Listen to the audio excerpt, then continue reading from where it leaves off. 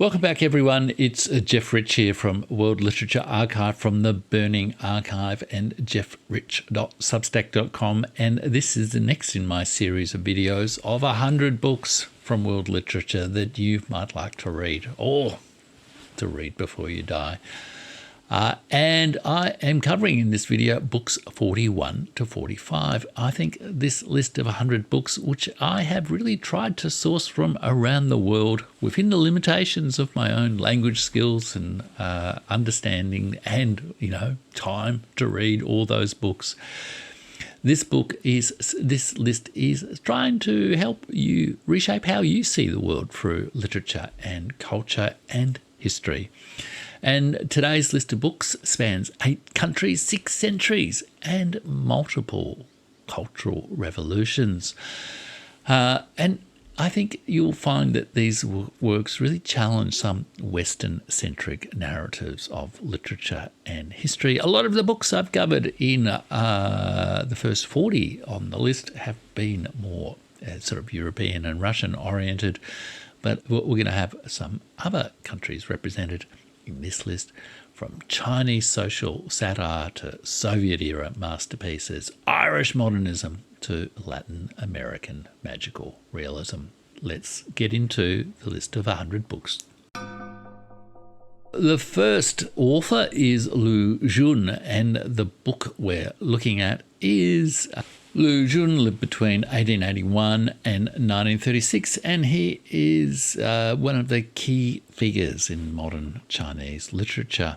He originally trained as a doctor, but then switched to literature, in his view, to heal China's soul. And of course, after the fall of the Qing dynasty in 1912, the warlord period in the 1920s, there was a lot of healing of China's soul to happen. He wrote during the collapse of the Qing dynasty and the early Republican period, which was a difficult time and was also characterised by the May 4th movement, which I'll say a little bit more about in a second. The work, The True Story of R.Q., is a 1921 novella, a satirical portrait of a self-deceptive peasant or lower-class figure in China. And it portrays a kind of a concept of spiritual victory, a kind of psychological defence against humiliation. It is a biting critique of Chinese national character during this crisis period. And it really was quite a crisis. Of course, 1912, the Qing dynasty falls. There's an attempt to restore the empire in, I think, 1916 from memory, but and then in 1919 there's a major movement which is partly a reaction to the Versailles Peace Treaty, the May 4th movement, which is a cultural awakening against traditional values and against China's, century of humiliation, of foreign domination and internal weakness. And Lu Xun's book, to some degree, is wrestling with the kind of psychological transformations required among the Chinese themselves in their culture as well in this time. He was a very influential author, influenced a large number of Asian writers, was loved by both the Chinese nationalists like Chiang Kai-shek and Mao Zedong, the Chinese communists as well,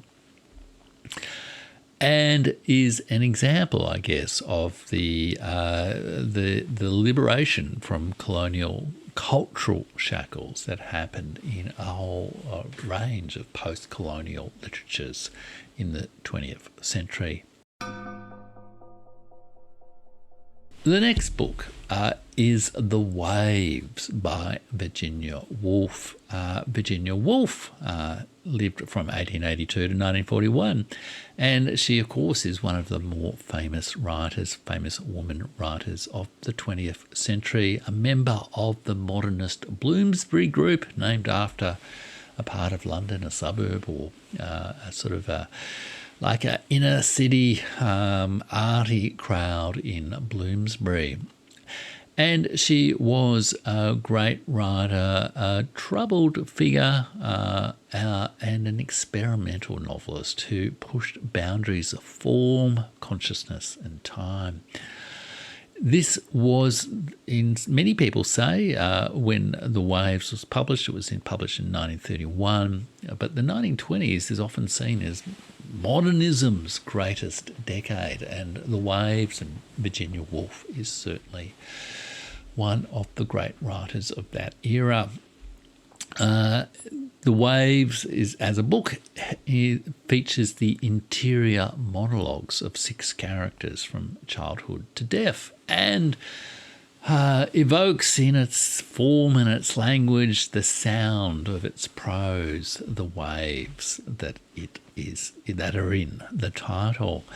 It is one of the most advanced examples of the stream of consciousness technique in literary modernism, and explores all sorts of questions of identity, friendship and mortality through its extremely poetic prose. It is a very, it's not an easy work to read, but it is a great work to at least read in some parts as well, to get a feel for the nature of this work, even if you don't read it from start to finish.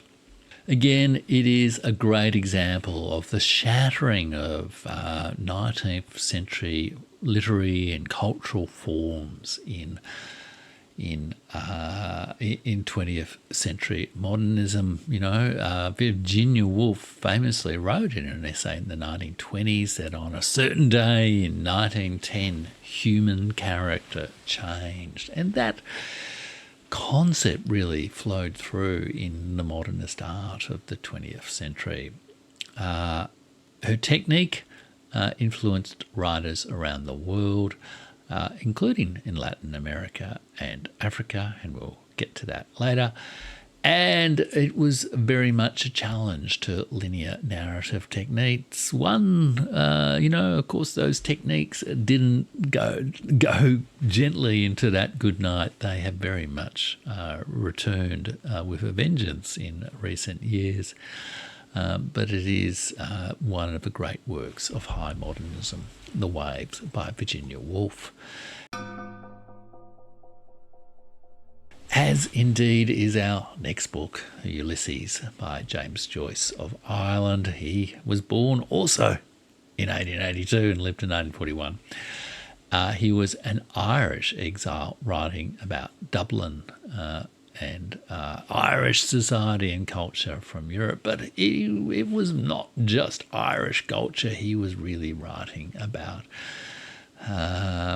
Western consciousness in many ways.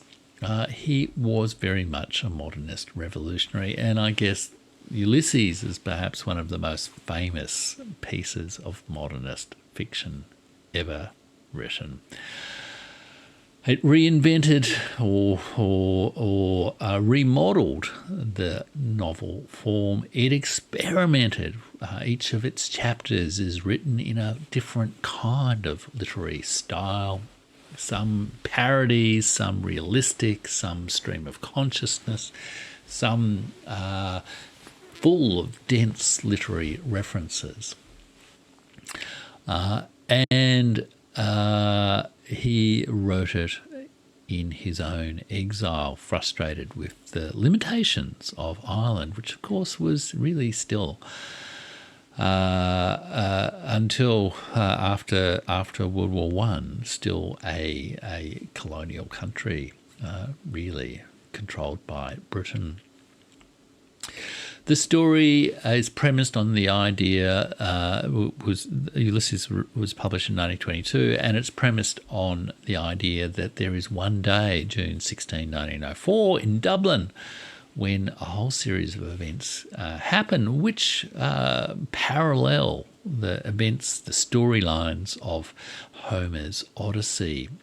It is a retelling of this ancient myth within a modern context, in modern idiom, in modern characters, in modern scenes, but still with some of the same mythopoetic sort of themes and language. And that was very much a characteristic of literary modernism too. It has interior monologue, much in linguistic experimentation, extraordinary stylistic experimentation, allusions and references to keep academics busy for the rest of their lives, if not quite as many as in Finnegan's Wake.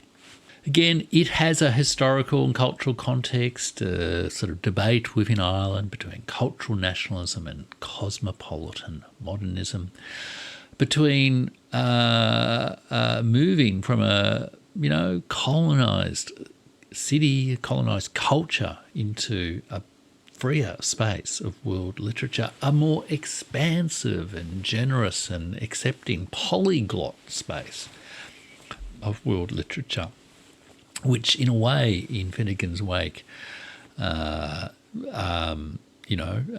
Joyce takes to the extreme. And also it's been famous for its censorship battles. The book was banned at various times because, of course, particularly of the various sexual-related scenes in the book. What more can I say about Ulysses? Everyone should read Ulysses, at least try a bit of it. Many people perhaps have read the first chapter and then sort of struggled with some of the later chapters, but you should at least sample a little bit of everything. One shouldn't get too heavy, I think, about reading Joyce. One should just celebrate it as the most extraordinary piece of literary achievement. It's just feast on this without necessarily feeling like you have to read it all or you have to write an academic essay about it. That's perhaps the worst thing anyone can do to kill their love of literature.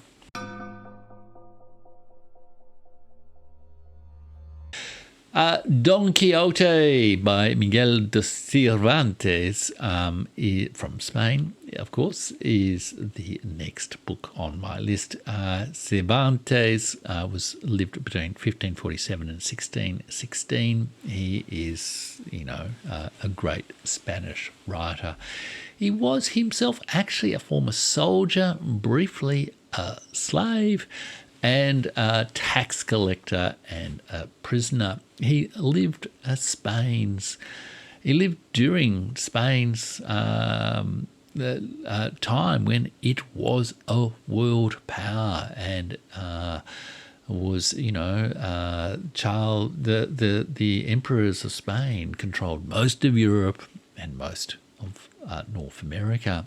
And Cervantes' Don Quixote was written between 1605 and 1615. It's a two-part novel about a deluded knight and a pragmatic squire, Don Quixote. And of course, Don Quixote gets carried away with the stories of chivalry, the sort of early romance fiction, if you like, the early thrillers and romance fiction of this period in the 1500s and 1400s. It was all the rage then. And in a way, Don Quixote is a kind of literary parody and also a literary commentary on that. And, many of these kind of very self-conscious techniques of fiction being about fiction are often seen as very late modern, postmodern 20th and 21st century.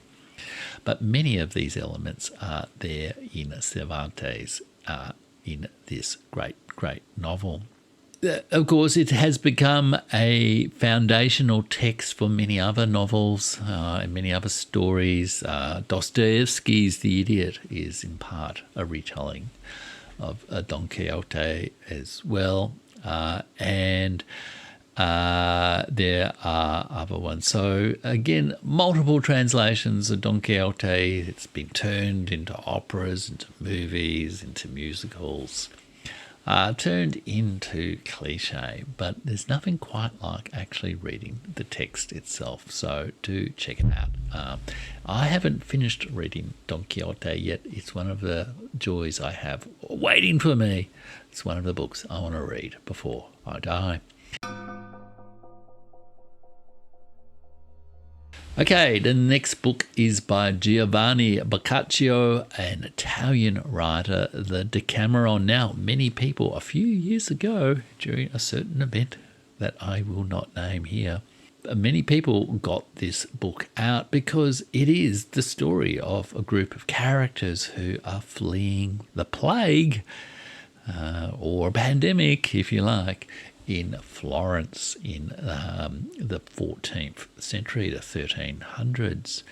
Giovanni Boccaccio was a early Renaissance humanist, late medieval humanist, who lived between 1313 and 1375. He himself witnessed the Great Plague, the devastation of Europe by that the plague, the Black Death in, I think it was in the 1340s from memory.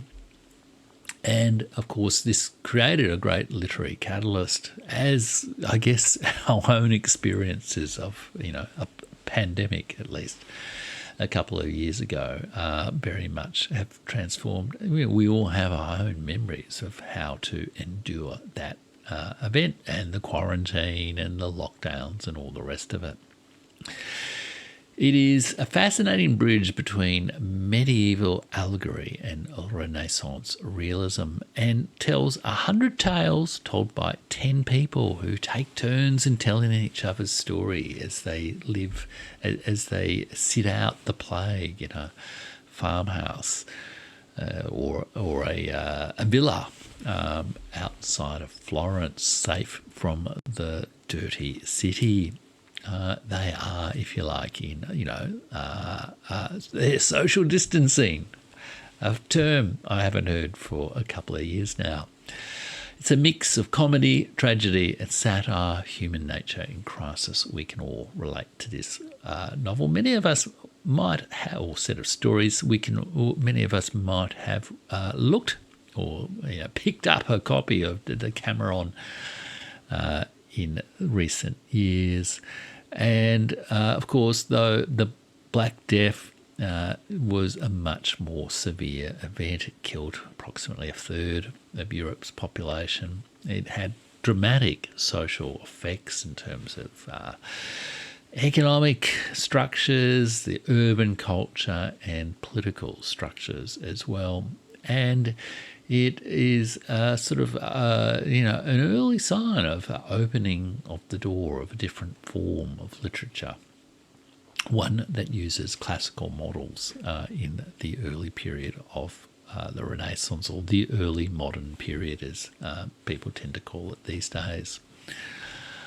Again, its sort of frame narrative technique has spread globally. The idea of, sitting around telling each other's stories. You see it in certain films, don't you? And it's also a wonderful lens on examining a society going through crisis. The sort of dinner party experience, the dinner party symbol of a society in crisis, as well as displaying some of the challenges to cultural values that were presented by the plague in a much more acute form than they were presented to us a few years ago by a certain virus. My next book is Dr. Zhivago by Boris Pasternak, the great Russian writer. Pasternak, Boris Pasternak, lived between 1890 and 1960. He was a poet who also wrote novels. He was a very, very, very great poet. I've read a great essay by the Russian poet Marina Tsvetaeva on my Substack at jeffrich.substack.com, which you can get if you're a paid subscriber there for just $5 US a month, or just $50 US a year. And she celebrates Boris Pasternak as one of the greatest Russian poets, and indeed he was. His life, 1890 to 1960, means what? He was 27 when the 1917 Russian Revolution, one of the most dramatic events in world history over the last 150 years, happened, and the tumultuous change that the Soviet Union underwent. After two revolutions, the Civil War, the Stalin's revolution from above, industrialization, collectivization, of course, then the absolute horrors of Operation Barbarossa, the sort of genocidal violence from Germany, and the horrors of World War II, or the Great Fatherland War. He endured all of this, but not always as a supporter of the regime. He wrote his novel in secret to some degree. There was significant debates around its publication, and it was published in 1957, a few years after Stalin's death, around about the time of the Khrushchev thaw of cultural relaxation, a thaw that I discussed to some degree with Sheila Fitzpatrick in my interview with her about the death of Stalin on the Burning Archive YouTube channel. It is, Dr. Zhivago is an epic love story set during the Russian Revolution and the Civil War. Zhivago was an artist, intellectual caught up in a historical upheaval, and it portrays all the issues of romantic individualism versus revolutionary collectivism. It does help to have a passing knowledge of 20th century Russian history, including Russian cultural history to some degree, Russian political history, to get the most out of this novel. It has been turned into a bit of a saccharine Hollywood film starring Omar Sharif and a beautiful actress whose name I can't remember. But I do think it does help to understand some of the historical, cultural context, the extent to which the Russian Revolution created turmoil, the extent to which it overturned the educated and cultural elites of Russia, created new opportunities, but also denied many. There was much old world destruction as well as a new world birth, tremendous repression in the Stalin era, and with this book in particular, it is also worth knowing that Dr. Zhivago became a kind of a cultural icon of the Cold War, with the CIA actively promoting it in the West as an anti-Soviet book, which actually probably made Pasternak's life a little bit more difficult than it really needed to be in Russia, and given the actual nature of the book itself. But on that instigation, the Nobel Prize Committee, which had I think don't think it's ever, except for Mikhail Sholokhov, only in one instance it's really given a prize to a Russian or Soviet writer who is not critical in some way of the regime in Russia or the Soviet Union. It became a global literary sensation, and in 1958 Pasternak won the Nobel Prize, but it became a very big political issue. And I tell that story a bit in my video on the Nobel Prize in the year covering this 1958, which you can check out on the World Literature Archive channel. The next video on the list is One Day in the Life of Ivan Denisovich by Alexander Solzhenitsyn, another Russian winner or Soviet winner of the Nobel Prize, another Soviet winner who won the prize with a cloud hanging over the regime. He was not given permission to leave the Soviet Union to collect his prize in, I think it was 1973. Solzhenitsyn lived between 1918 and 2008, quite long-lived, and he was a Gulag survivor who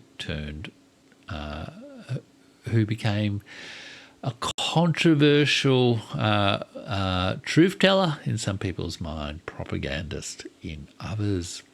He was an artillery officer in World War II, imprisoned for criticising Stalin. He spent 8 years in the labour camps and lived to tell the story. One Day in the Life of Ivan Denisovich is a short work, and it tells of a single day in a Soviet labour camp through the prisoner's eyes. It has detailed realism describing the survival strategies and human dignity under extreme conditions. And it was one of the earliest, if not the first, published account of the Gulag system in the Soviet Union. It was published during that Khrushchev thaw that I described in the late 1950s, early 1960s, where there was some liberalisation and optimism and cultural change going on in the Soviet Union, as discussed with Sheila Fitzpatrick, a time of genuine optimism where life seemed to be improving, and there was to some degree an opening up, a diffusing of tensions of the Cold War. But of course that era did not last forever, and Solzhenitsyn ran into trouble with the authorities by the late 1960s, leading to all the controversy with his Nobel Prize and his ultimate departure to the West. I would recommend Ivan Denisovich over, say, the Gulag Archipelago or some of Solzhenitsyn's older books. The Gulag Archipelago is controversial, particularly in Russia. Some people say some of it is a little bit not as artistically authentic as one would hope. But Solzhenitsyn is an important cultural figure and a powerful moral presence, which I definitely think perhaps One Day in the Life of Ivan Denisovich is among his finest works.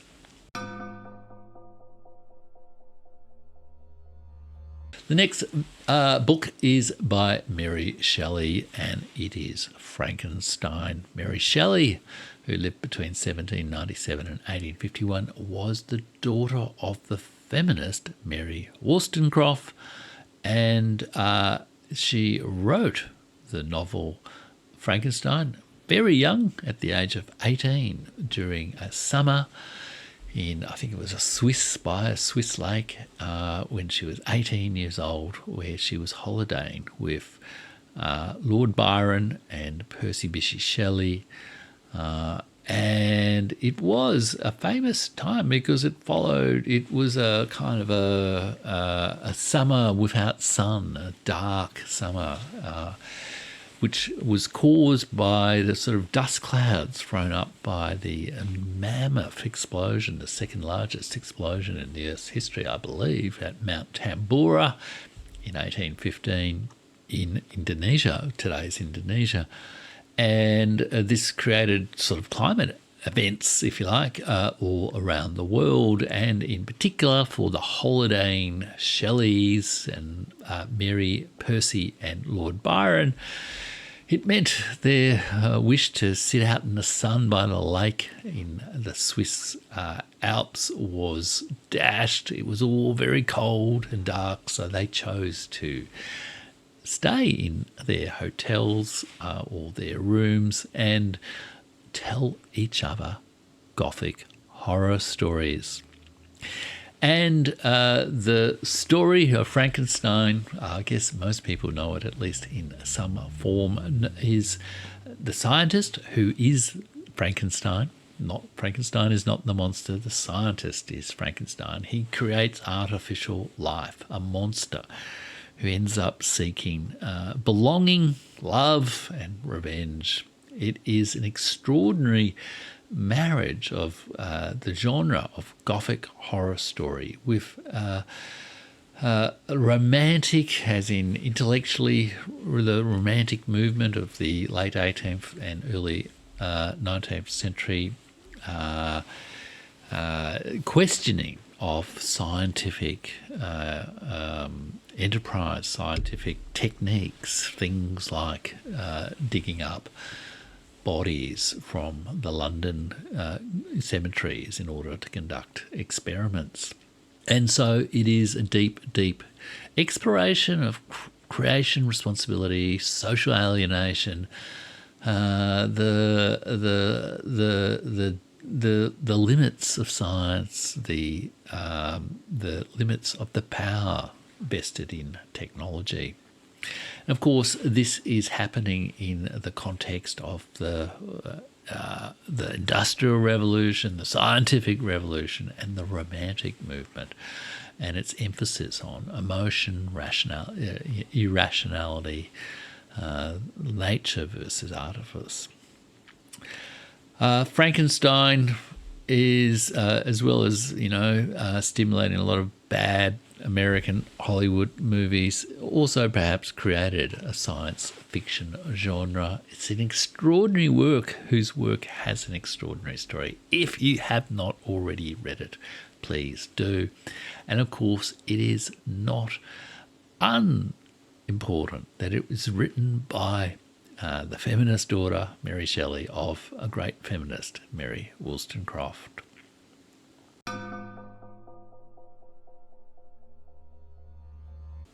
The next book on the list is Gabriel Garcia Marquez, 100 Years of Solitude. Now, I won't say too much about this book because over at my Substack at jeffrich.substack, I wrote a whole piece about Gabriel Garcia Marquez and the 100 Years of Solitude, and you can check that out by going to jeffrich.substack.com. It's part of my Nobel archive where I profile every single winner of the Nobel Prize in Literature, a wonderful way to actually get a sense of the cultural history of the modern world. So do go over there and check it out. But briefly, Marquez, of course, is a Colombian writer, journalist, novelist who lived between 1927 and 2014 and was a witness and, actively engaged with Latin America's political upheavals and the costs of US interventions. And he, of course, is renowned for being part of the great post-World War II Latin American magical realist school. Although magical realism is, in a way, a form and an adaptation of literary modernism with Latin American characteristics. 100 Years of Solitude was published in 1967. It's a multi-generational saga of the Buendia family in fictional Macondo. It involves fantastic events in realistic settings and explores cyclical time, recurring names, and the theme of solitude. And, of course, the theme of American, as in the United States of American, exploitation of the ordinary people of Latin America. There is a key incident in Colombian history involving the deaths of many people on a banana plantation that was part of the American exploitation of the Colombian people in the 1920s. That is a key part of the story, and I tell that story over at my Substack at jeffrich.substack.com. The final book that we're going to look at today is Life and Fate by Vasily Groszman from the Soviet Union. Groszman lived from 1905 to 1964, so his entire adult life was in the Soviet Union. He was a Soviet writer, war correspondent and novelist, and he witnessed the extraordinary battle at Stalingrad, and many of the events at the end of World War II, including the liberation of the concentration camps. Of course, it was the Soviet Union and not America that liberated many of those camps. He had many doubts and many, he was torn, as many people were within the Soviet Union, between hopes for a better future and disillusionment with the practical realities of what that future had actually brought. And Life and Fate, though, was published in 1960. It's an epic novel that explores Soviet society, the war, the German society that they were fighting, and explores, deals with multiple characters during World War II's Eastern Front. Any Russian writer, and it was written in Russian, who is writing a book like this, of course, is writing in the wake of Leo Tolstoy's War and Peace. And it is compared with that. Of course, Russia, the Soviet Union, experienced something like the story identified in War and Peace of, a dreadful invasion and a fight for survival. And in some ways it explores some similar themes of moral courage, individual freedom, and the experience of war and peace, of life and fate. His work has, to some extent, been adopted by the literary West as, archetypal criticism of totalitarianism, but I think that actually diminishes the quality of the work. It is one of the great humane novels of the experience of war and peace, of life and fate. Do read Vasily Grossman's Life and Fate, and do make sure you share, like and subscribe this video so that and subscribe to the channel so that you can check out my next one in the series, where I'll be looking at books 51 to 60 in my list of books of world literature to read, especially before you die. Thanks now.